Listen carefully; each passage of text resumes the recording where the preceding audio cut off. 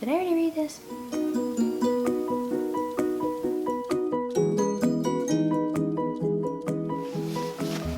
Hey guys, welcome back. We are doing part 3, the final part of chapter 12 before we finally move on to the last chapter, chapter 15. Disclaimer for this episode video, there is a lot of construction going on next door and it is the worst.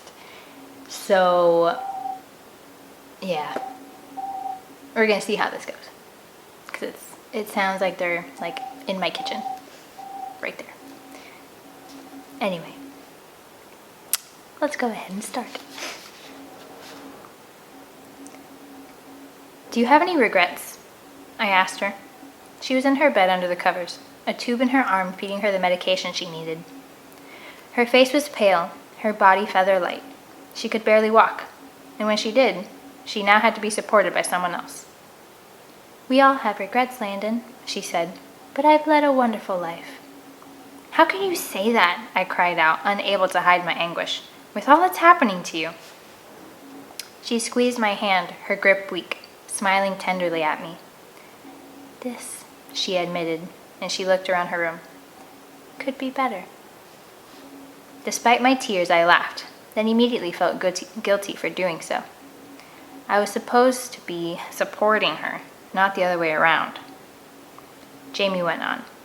But other than that, I've been happy, Landon. I really have. I've had a special father who taught me about God. I can look back and know that I couldn't have tried to help other people any more than I did. She paused and met my eyes. I've even fallen in love and had someone love me back. I kissed her hand when she said it, then held it against my cheek. It's not fair, I said. She didn't answer. Are you still afraid? I asked. Yes, I'm afraid too, I said. I know, and I'm sorry. What can I do? I asked desperately. I don't know what I'm supposed to do anymore. Will you read to me? I nodded, though I didn't know whether I'd be able to make it through the next page without breaking down. Please, Lord, tell me what to do. Mom? I asked later that night. Yes? We were sitting on the sofa in the den, the fire blazing before us. Earlier in the day, Jamie had fallen asleep while I read to her, and knowing she needed her rest, I slipped out of her room. But before I did, I kissed her gently on the cheek. It was harmless, but Hegbert had walked in as I'd done so, and I'd seen the conflicting emotion in his eyes. He looked at me, knowing that I loved his daughter, but also knowing that I'd broken one of the rules of his house, even an unspoken one. Had she been well, I know he would never have allowed me back inside. As it was, I showed myself to the door. I couldn't blame him, not really. I found that spending time with Jamie sapped me of the energy to feel hurt by his demeanor. If Jamie had taught me anything over the last few months, she'd show me that actions, not thoughts or intentions, were the way to judge others, and I knew that Hegbert would allow me in the following day. I was thinking about all this as I sat next to my mother on the sofa. Do you think we have a purpose in life? I asked. It was the first time I'd asked her such a question, but these were unusual times. I'm not sure I understand what you're asking, she said, frowning. I mean, how do you know what you're supposed to do? Are you asking me about spending time with Jamie? I nodded, though I was still confused. Sort of. I know I'm doing the right thing, but something's missing. I spend time with her and we talk and read the Bible, but... I paused and my mother finished my thought for me. Do you think you should be doing something more? I nodded. I don't know that there's anything more you can do, sweetheart, she said gently. Then why do I feel the way I do? She moved a little closer on the sofa and we watched the flames together. I think it's because you're frightened and you feel helpless. And even though you're trying, things continue to get harder and harder for the both of you. And the more you try, the more hopeless things seem. Is there a way to stop feeling this way? She put her arm around me and pulled me closer. No, she said softly. There isn't. The next day, Jamie couldn't get out of bed because she was too weak now to even walk with support. We read the Bible in her room. She fell asleep within minutes. Another week went by and Jamie grew steadily worse, her body weakening. Bedridden, she looked smaller, almost like a little girl again. "Jamie," I pleaded, "what can I do for you?" Jamie, my sweet Jamie, was sleeping for hours at a time now, even as I talked to her. She didn't move at the sound of my voice. Her breaths were rapid and weak. I sat beside the bed and watched her for a long time, thinking about how much I loved her. I held her hand close to my heart, feeling the boniness of her fingers. Part of me wanted to cry right then, but instead, I laid her hand back down and turned to face the window. Why, I wondered, had my world suddenly unraveled as it had? Why had all this happened to someone like her? I wondered if there was a greater lesson in what was happening. Was it all, as Jamie would say, simply part of the Lord's plan? Did the Lord want me to fall in love with her? Or was that something of my own volition?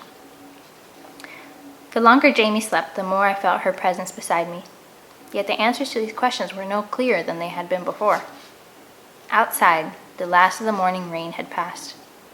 It had been a gloomy day, but now the late afternoon sunlight was breaking through the clouds. In the cool spring air, I saw the first sign of nature coming back to life. The trees outside were budding, the leaves waiting for just the right moment to uncoil and open themselves to yet another summer season. On the nightstand by her bed, I saw the collection of items that Jamie held close to her heart. There were photographs of her father, holding Jamie as a young child and standing outside of the school on her first day of kindergarten.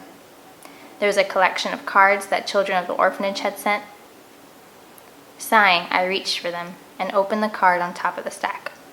Written in crayon, it simply said, "Please get better soon. I miss you." It was signed by Lydia, the girl who'd fallen asleep in Jamie's lap on Christmas Eve. The second card expressed the same sentiments, but what really caught my eye was the picture that the child Roger had drawn. He'd drawn a bird soaring above a rainbow. Choking up, I closed the card. I couldn't bear to look any further. And as I put the stack back where it had been before, I noticed a newspaper clipping next to her water glass. I reached for the article and saw that it was about the play, published in the Sunday paper the day after we'd finished. In the photograph above the text, I saw the only picture that had ever been taken of the two of us. It seemed so long ago. I brought the article nearer to my face, and as I stared, I remembered the way I felt when I had seen her that night. Peering closely at her image, I searched for any sign that she suspected what would come to pass. I knew she did, but her expression that night betrayed none of it. Instead, I saw only a radiant happiness. In time, I sighed and I set the clipping down. The Bible still lay open where I'd left off, and although Jamie was sleeping, I felt the need to read some more. Eventually, I came across another passage. This is what it said. "I am not commanding you, but I want to test the sincerity of your love by comparing it to the earnestness of others." The words made me choke up again, and just as I was about to cry, the meaning of it suddenly became clear. God had finally answered me, and I suddenly knew what I had to do. I couldn't have made it to the church any faster, even if I'd had a car. I took every shortcut I could, racing through people's backyards, jumping fences, and in one case, cutting through someone's garage and out the side door. Everything I learned about the town growing up came into play, and although I was never a particularly good athlete, on this day, I was unstoppable, propelled by what I had to do. I didn't care how I looked when I arrived, because I suspected Hegbert wouldn't care either. When I finally entered the church, I slowed to a walk, trying to catch my breath as I made my way to the back, towards his office. Hegbert looked up when he saw me, and I knew why he was here. He didn't invite me in, he simply looked away, back toward the window again. At home, he'd been dealing with her illness by cleaning the house almost obsessively. Here, papers were scattered across the desk, and books were strewn about the room as if no one had straightened up for weeks. I knew that this was the place he thought about Jamie. This was the place where Hegbert came to cry. "Reverend?" I said softly. He didn't answer, but I went in anyway. "I'd like to be alone," he croaked. He looked old and beaten, as weary as the Israelites described in David's Psalms. His face was drawn, and his hair had grown thinner since December. Even more than I, perhaps, he had to keep his spirits up around Jamie, and the stress of doing so was wearing him down. I marched right up to his desk, and he glanced at me before turning back to the window. "Please," he said to me. His tone was defeated, as though he didn't even have the strength to confront me. "I'd like to talk to you," I said firmly. "I wouldn't ask unless it was very important." Egbert sighed, and I sat in the chair I sat in before, when I asked him if he would let me take Jamie out for New Year's Eve.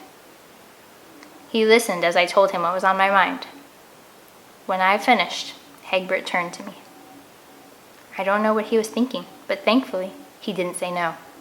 Instead, he wiped his eyes with his finger and turned toward the window. Even he, I think, was too shocked to speak. Again, I ran. Again, I didn't tire, my purpose giving me the strength I needed to go on. When I reached Jamie's house, I rushed in the door without knocking, and the nurse who'd been in her room came out to see what had caused the racket. Before she could speak, I did. "Is she awake?" I asked, euphoric and terrified at the same time. "Yes," the nurse said cautiously. "When she woke up, she wondered where you were." I apologized for my disheveled appearance and thanked her, then asked if she wouldn't mind leaving us alone. I walked into Jamie's room, partially closing the door behind me. She was pale, so very pale, but her smile let me know she was still fighting. "Hello, Landon," she said, her voice faint. "Thank you for coming back." I pulled up a chair and sat next to her, taking her hand in mine.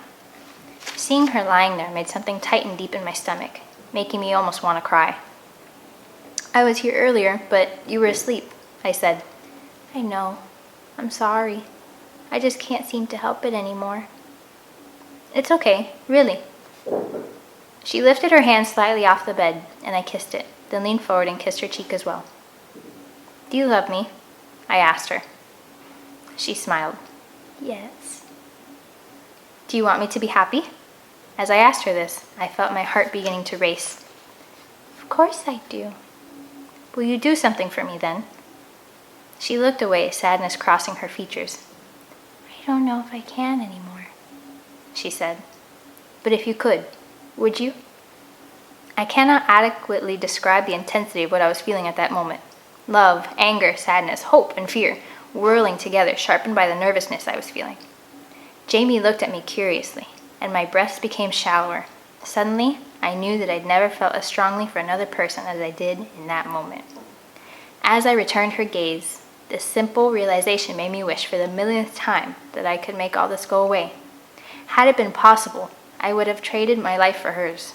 I wanted to tell her my thoughts, but the sound of her voice suddenly silenced the emotion inside of me. "Yes," she said finally, her voice weak yet somehow still full of promise. "I would."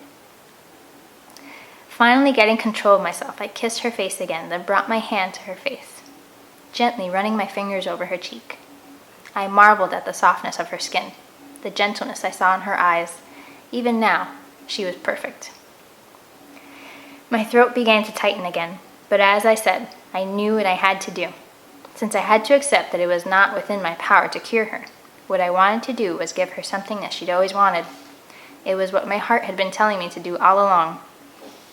Jamie, I understood then, had already given me the answer I'd been searching for, the one my heart needed to find. She told me the answer as we sat outside Mr. Jenkins' office, the night we'd asked him about doing the play. I smiled softly, and she returned my affection with a slight squeeze of my hand, as if trusting me in what I was about to do. Encouraged, I leaned closer and took a deep breath.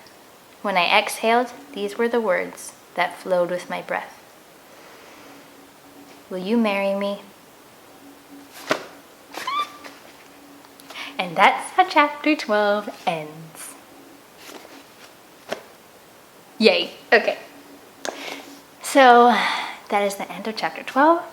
And tomorrow we will finish A Walk to Remember with chapter 13. We'll take a break on Friday. And then next Monday, we will begin our new story, which I will tell you tomorrow. See you guys later. Bye. What is that noise? And I'm like, I don't know.